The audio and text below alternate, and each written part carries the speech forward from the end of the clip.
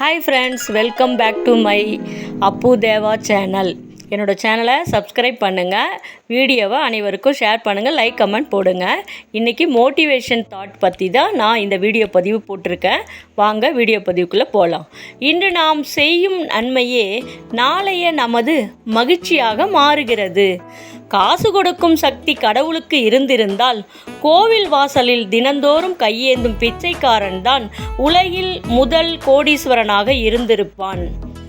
தேவையெனில் முகவரி தேடுவதும் தேவை முடிந்ததும் முகங்களையே மறந்து விடுவதும் இந்த உலகத்தின் இயல்பு. உங்களுக்கே தெரியும், அப்படிதான் உலகம் போயிட்டுருக்கு. எத்தனை கோடி சொத்து வைத்திருந்தாலும் செத்தவுடன் சுத்தி வருவது பானை மட்டும்தான். அதையும் கொத்தல் போட்டு உடைத்து விடுவார்கள். முட்டாள் பட்டம் கிடைப்பதற்கு அறிவு அவசியமில்லை, அதிக அன்போடு இருந்தாலே கிடைத்துவிடும். நீங்கள் ஏமாளியாக இருந்தீங்கன்னா மாறிவிடும் அல்லது பழகிவிடும். இந்த இரண்டு தான் நடக்கும். இதை மீறி எதுவும் நடந்து விடாது. கவலைப்படாதீர்கள். வாழ்க்கையில் நீ தடுக்கி விழுந்தால் தூக்கிவிட யாரும் வர மாட்டார்கள். ஆனால் நிமிர்ந்து நீ நடந்தால் தடுக்கிவிட பலரும் இருப்பார்கள். தொடங்கும் முன் தயங்காதே, தொடங்கிய பின் நடுங்காதே, இடையில் உறங்காதே, வேதனை கண்டு பதுங்காதே, சோதனை வரும் துவளாதே, சாதனை செய்வாய் கலங்காதே. ஒரு நாள் நிச்சயம் விடியும், அது உன்னால் மட்டுமே முடியும். கண்டிப்பாக நீங்கள் இதை புரிஞ்சுக்கணும். எல்லார் வாழ்விலும் நாம் மரத்தடி வேராக இருக்க முடியாது. சிலர் வாழ்வில் உதிரும் இலையாகவும் சிலர் வாழ்வில் வெட்டப்படும் கிளையாகவும் இருந்துதான் ஆக வேண்டும். அதுதான் யதார்த்தம். இந்த உண்மை உங்களுக்கு கண்டிப்பாக தெரியும். அளவுக்கு அதிகமாக நினைவுகளையும் கடனையும் அன்பையும் சேர்த்து வைக்காதீர்கள். தூக்கத்தை பறிகொடுத்து விடுவீர்கள். நம்ம எப்போவுமே நம்ம சிந்தனையில் கரெக்டாக இருக்கணும். ஆசையை சுமக்காமல் அன்பை சுமந்து செல்லுங்கள். வாழ்வில் என்றென்றும் மகிழ்ச்சி மழை பொங்கும். மனிதனை அழிக்கும் 3 விஷயங்கள்: நான் என்கின்ற ஆணவம், அவனா என்ற பொறாமை, எனக்கு என்கின்ற பேராசை. இந்த 3 குணங்களும் மனிதனை நிம்மதியாக வாழ விடாது. கண்டிப்பாக நீங்கள் புரிஞ்சுக்கோங்க, மாறிக்கோங்க. புன்னகை சக்தி வாய்ந்தது. நம்மை நேசிப்பவர்களுக்கு மகிழ்ச்சியாய், வெறுப்பவர்களுக்கு தண்டனையாய். நீங்கள் போகிற போக்கில் ஒரு புன்னகையை வீசி விட்டு போங்க, அது அவங்களுக்கு தண்டனையாக இருக்கும். தவறான பாதையில் வேகமாக செல்வதை விட சரியான பாதையில் மெதுவாக செல். திறமையே என்றுமே செலவழிக்க தயங்காதீர்கள். எவ்வளவுக்கு எவ்வளவு உங்கள் திறமை ஒரு இடத்தில் வெளிப்படுகிறதோ அதை பொறுத்தே உங்களுக்கான அங்கீகாரமும் பாராட்டுகளும் கிடைக்கும். நம்ம பாராட்ட எதிர்பார்க்க கூடாது. உன்னை யாரும் குறை சொன்னால் அதை நினைத்து கவலைப்படாதே. மாறாக உன்னை நினைத்து பெருமைப்படு. காரணம், உன்மேல் பொறாமை உள்ளவர்களால் தான் உன் குறைகளை நோண்டி பார்க்க முடியும். பொறாமப்படுறான்னு கவலைப்படாதீங்க. இனிமே என் முதுகுக்கு பின்னால் பேசுபவர்களை நான் அறியாமல் இல்லை, ஆனால் அதை என் முகத்துக்கு நேராக சொல்ல அவர்களுக்கு தைரியம் இல்லை என்பதை அறிவதில் எனக்கு மகிழ்ச்சியே. அதனால் சந்தோஷப்படுங்க. அடுத்த நிமிடம் நிச்சயம் இல்லாத வாழ்க்கை. முடிந்தவரை யாரையும் காயப்படுத்தாமல் வாழ கற்றுக்கொள்ளுங்கள். இது ஒரு வாழ்க்கை பாடம். நல்ல சிந்தனை. நேர்மையாக இருப்பவனிடம் கர்வம் இருக்கும். துணிச்சலாக இருப்பவனிடம் உண்மை இருக்கும். தவறு செய்யாதவனிடம் தைரியம் இருக்கும். நாம் எந்த தவறும் செய்யாவிட்டாலும் புரிந்து கொள்ளாத உறவுகளால் வலிகளோடு வாழ வேண்டி உள்ளது. இதுதான் உலக வாழ்க்கை. துன்பமும் தோல்விகளும் நாம் விரும்பாமலே நம்மை தேடி வந்ததை போல் நாம் விரும்பிய மகிழ்ச்சியும் ஓர் நாள் வந்தே சேரும். நம்பிக்கையுடன் நடைபோடுவோம். நம் வாழ்விற்கான வெற்றி பிறர் கை எதிர்பார்த்து நம் வாழ்க்கையை வாழ எண்ணினால் நமக்கான வாழ்வு அங்கே பறிபோகும். குறையோ நிறையோ நமக்கான வாழ்வை நாமே தீர்மானிப்போம். நம்மை வெல்லும் தகுதி தோல்விக்கே இருக்கும் போது தோல்வியை வெல்லும் தகுதி நமக்கு இல்லாமலா போய்விடும்? கடந்த கால நிகழ்வுகளை நம்மால் மாற்ற முடியாது. ஆனால் நாம் இப்போது செய்யும் செயல்கள் நம் எதிர்காலத்தை மாற்றும். உறுதியாக இருங்கள். இந்த உலகம் உன் முயற்சிகளை கவனிக்காது, முடிவுகளைத்தான் கவனிக்கும். சிந்தித்து செயல்படு. நீ ஓடிக்கிட்டே இருக்கணும். பணிவு காட்டுவது யாருக்கும் பயந்து அல்ல.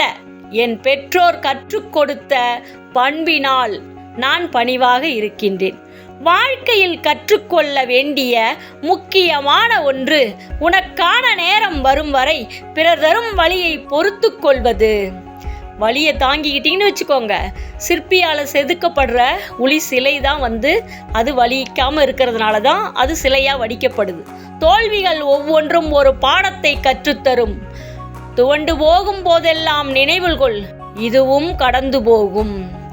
அதனால இனிமே துவண்டே போகக்கூடாது. மனம் கூட ஒரு கல்லறை தான். தினம் தினம் பல ஆசைகள் அங்கே புதைக்கப்படுவதால். உயிராய் இருப்பேன் என்பவனிடம் ஒரு வாரம் பேசாமல் இருந்து பார்த்தால் போதும். உறவும் உயிரும் தானாக பிரிந்து விடுவதை நன்றாக அறியலாம். தன் நிலை உயர்ந்தாலும் தாழ்ந்தாலும் தன் குணம் மாறாமல், பழகிய விதம் மாறாமல் நடப்பவனே சிறந்த மனிதன். எந்த சூழ்நிலையிலும் நமக்கு நாமே ஆறுதல் கூறும் மன தைரியம் இருந்தால் வாழ்வில் எதையும் கடந்து போகலாம். தைரியமா இருப்பீங்களா? வானம் என்றால் 1000 நட்சத்திரங்கள் வரும். வாழ்க்கை என்றால் 1000 துன்பங்கள் வரும். சூரியன் வந்தால் நட்சத்திரங்கள் மறைந்து விடுவது போல தன்னம்பிக்கை இருந்தால் துன்பங்கள் அனைத்தும் மறந்து போகும். தன்னம்பிக்கையோட போராடுங்க. சிலவற்றை தெரிந்து கொண்டால்தான் தெளிவாக இருக்க முடியும். பலவற்றை தெரியாமல் இருந்தால்தான் நம்மால் நிம்மதியாய் இருக்க முடியும். தெரிஞ்சுக்கிட்டா கூட கண்டுக்காதீங்க. நல்லவனாக வாழ்ந்தது ஒரு குற்றமா என ஒரு கணத்தில் யோசிக்க வைத்து விடுகிறது இந்த வாழ்க்கை. நல்லவனா இருந்தா நம்ம யோசிச்சுட்டு தான் இருக்கணும்.